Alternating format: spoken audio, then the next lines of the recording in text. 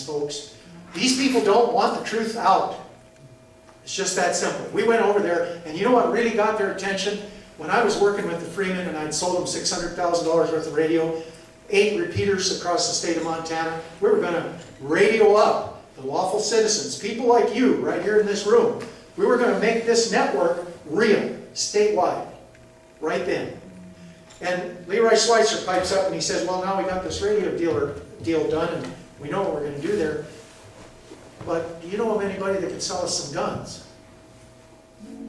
And I thought about that for a minute and I said, what do you want to use the guns for?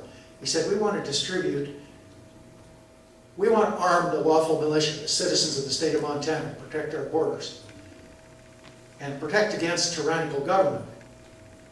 I said, that sounds like an admirable thing for us to do. What do you got in mind? He says, I got in mind a bunch of 50 caliber single shot rifles. Now, what is a more innocuous rifle? What do you start your 5-year-old, 10-year-old kid out with? A single shot rifle, right? These just happen to be a great big old single shot rifle. Okay?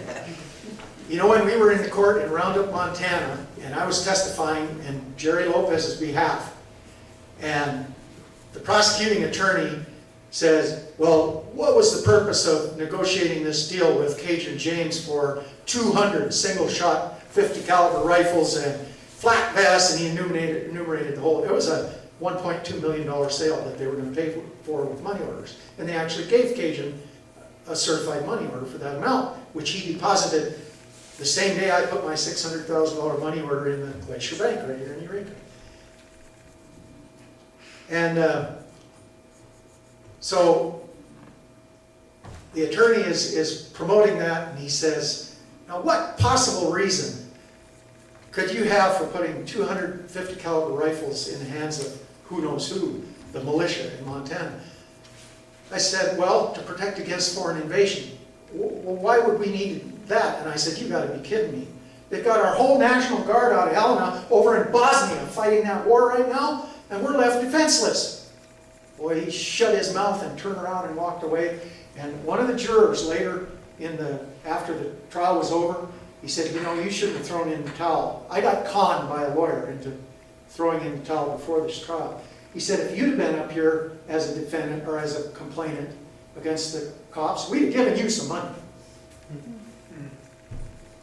See, if you stand up for what's right and leave it into God's providence, how it's going to come out, it always comes out the way He wants it to. And that's what we have to be mindful of, is God's will in this thing. If we do what we know is right, God will take care of the rest. And that's where we've got to be. So let's just do what we know is the right thing to do. Exercise our freedoms. Freedom of speech, freedom to move around, freedom to photograph what we want, freedom to talk to each other, you know. But do it lawfully. Get your amateur license and this kind of thing.